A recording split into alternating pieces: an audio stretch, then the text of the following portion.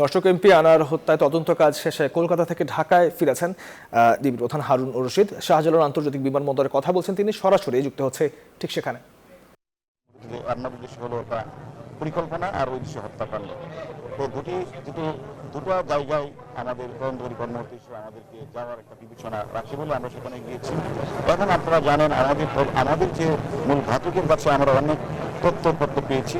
সেই তথ্যপত্রগুলো cross examine করার জন্য আমরা এছাড়া এখানে যে আমরা যে এভিডেন্সগুলি পাচ্ছিলাম, আমরা সরাসরি সেখানে গিয়ে যে ডিজিটাল এভিডেন্সগুলি আমরা সরাসরি আমরা দেখলাম এবং সেখান থেকে তারা যে অপরাধীরা কোন সময় কোন গাড়িটা ব্যবহার করেছে, তারা কোন কোন জায়গায় গিয়েছে এবং আমাদের যে মাননীয় সাংসদ কোন সময় তারা সেখান থেকে তাদের রুমে ঢুকেছে, এগুলি আমরা বাস্তবিকভাবে ডিজিটাল এভিডেন্সের জন্য আমরা সেগুলি প্রত্যক্ষভাবে সেগুলি আমরা দেখেছি। এবং আমরা আপনারা জানেন মামলার 362 364 চেতনা অনুসারে যতক্ষণ পর্যন্ত ভিকটিম অথবা ভিকটিমের অংশবিশেষ অথবা খণ্ডিত অংশ উদ্ধার করা না যায়, সেক্ষেত্রে আসলে মামলাটা তদন্তকারী কর্মকর্তার ধরেন মেডিকেল রিপোর্ট, তারপরে সুরতহাল রিপোর্ট, ভিসেরা রিপোর্ট, এগুলি জমা দিতে তদন্তকারী কর্মকর্তাকে অনেক বেগ পেতে হয় এবং এগুলি না হলে মামলাটা নিষ্পত্তি করা অনেক কঠিন হয়ে যায়।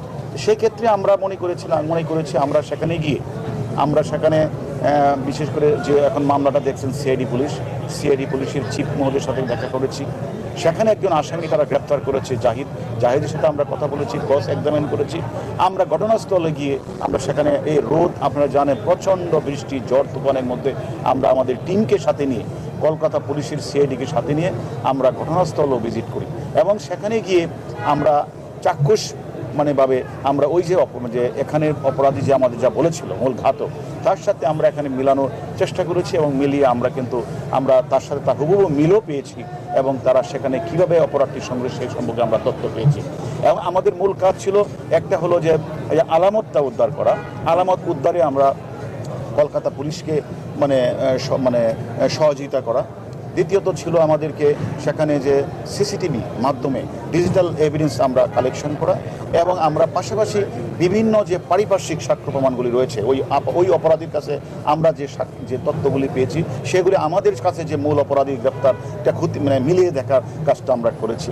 আমি এই ক্ষেত্রে মনে করি যে যেহেতু আমাদের কাজ ছিল তিনটা, একটি হলো আমরা সেখানে ঘটনাস্থলে যাব, আমরা সেখানে সব কিছু খতিয়ে দেখব এবং আমরা তদন্তকারী কর্মকর্তার জন্য যে মূল বিষয় ভিকটিমের খণ্ডিত অংশ, পুরো অংশ অথবা অংশবিশেষ উদ্ধার করা, আমরা মনে করি যে এইরকম যে তারা এই বাসায় থেকে তারা যেভাবে তারা এই কাজটি করেছে, আমি মনে করি যে যে সেখানে যেভাবে তারা সেফটি ট্যাঙ্কি অথবা সোয়ারেজ লাইনগুলি আমরা তাদেরকে রিকোয়েস্ট করেছিলাম এটি দেখার জন্য এবং আমরা মনে করি সেখান থেকে আমরা কিন্তু অনেকাংশই ভিকটিমের শরীরের কিছু অংশ কিন্তু পাওয়া গিয়েছে। এটা যদিও এটাকে এখন তারা ফরেন্সিক রিপোর্ট বা ডিএনএ টেস্ট করে চূড়ান্ত জানাবে, তবে আমরা প্রাথমিক যেটা মনে করি যে সেখানে স্বাভাবিকভাবে ডমেক্স টয়লেট রাখে ফ্রেশ 100 ফ্ল্যাশ পর্যন্ত, তাই ব্যবহার করুন ডমেক্স ফ্রেশ গার্ড। আর স্বাভাবিকভাবে এই মাংসগুলি এভাবে ফ্ল্যাশের মাধ্যমে যায় না, সেক্ষেত্রে আমরা মনে করছি তারই হবে। তারপরেও আমরা এখানে একটা ডিএনএ টেস্ট হবে, ফরেন্সিক রিপোর্ট হবে, তারপরে চূড়ান্ত জানা যাবে। এক্ষেত্রে আমি মনে করি আলহামদুলিল্লাহ আমরা যে বিষয়গুলি চেয়েছিলাম আমরা সবগুলি আমার তথ্যপত্র আমরা পেয়েছি এবং আমরা মনে করি আমরা এক্ষেত্রে আমরা বলবো যে শতভাগ আমরা সফল ফিট হব।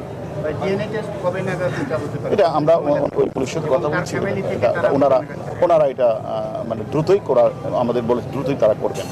কিলিং মিশনে যারা অংশ নিয়েছে গ্রেপ্তারকৃতদের কাছ থেকে আপনারাও জেনেছেন, আরও অনেকের নাম পরিচয় জানা গেছে, তাদের বর্তমান অবস্থা বা গতিবিধি আপনারা জানেন কিনা একটু আপডেট? আসলে দেখেন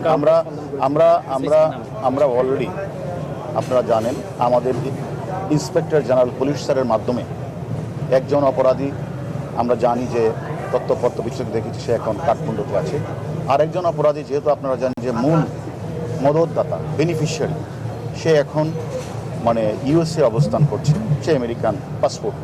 এখন আপনারা জানেন যে আমাদের দ্রুতই আমরা তাদের মোবাইল নাম্বার, তাদের পাসপোর্ট সব কিছু তথ্যপত্র সংগ্রহ করে আমাদের ইন্সপেক্টর জেনারেল পুলিশ মহোদয় ইন্টারপোলকে অবহিত করেছেন। ইন্টারপোলের মাধ্যমে কাঠমান্ডু যে এম্বাসি, যেটা মানে যে নেপালের নেপালের এম্বাসি বা নেপাল কর্তৃপক্ষকে অবহিত করেছে। আমরাও আনঅফিশিয়ালি কাঠমান্ডু যে বাংলাদেশের যে এম্বাসি রয়েছে, সেই এম্বাসির সাথে আমরাও প্রতিনিয়ত যোগাযোগ রাখছি এবং আমরা বিভিন্ন ধরনের তথ্যপত্র দিয়েও কথাবার্তা বলছি। সেটা আমরা মনে করি কাঠমান্ডু আমাদের হাইকমিশন দেখছে, এটার মধ্যে আমাদের ইন্টারপোলকে অবহিত করেছি। অন্যদিকে আমরা এই বিষয়গুলি নিয়ে আবার আপনারা জানেন, আমরা সেখানকার অনেক বড় বড় পুলিশ, বিশেষ করে পুলিশ কমিশনার, আইবির যে ইন্সপেক্টর জেনারেল, তারপরে আমাদের যে সিআইডির চিফ ইন্ডিয়া, সকলের সাথে কিন্তু আমরা পার্সোনালি মিটিং করেছি এবং তাদেরকে আমরা বিভিন্ন বিষয়গুলি তথ্য আদান প্রদান এবং তদন্তের বিষয়গুলি আমরা তাদের সাথে, তারাও আমাদের কাছে শেয়ার করেছে, আমরা তাদের কাছে শেয়ার করেছি এবং আমরা মনে করি তাদেরকেও আমরা বলেছি যে তারাও যেন তাদের সাথে, আপনারা জানেন যে আমাদের বাংলাদেশের সাথে যে এক্সট্রাডিশন যেটা ট্রেটি, এটা ইন্ডিয়ার সাথে আমেরিকা রয়েছে, যেহেতু ওনারাও চাইবেন, কারণ যে হত্যাকাণ্ড তো সংঘটিত হয়েছে ইন্ডিয়ার মাটিতে, ওনাদের কাছেও তো শাহীন মোস্ট ওয়ান্টেড, ওনাদেরকে আমরা রিকোয়েস্ট করেছি, আপনারাও তো, ওনারা আমাদেরকে বলেছে যে হ্যাঁ আমরা ঊর্ধ্বতন কর্তৃপক্ষের সাথে কথা বলে আমরা আমাদের যথাযথ প্রক্রিয়া আমরা অনুসরণ করব। আর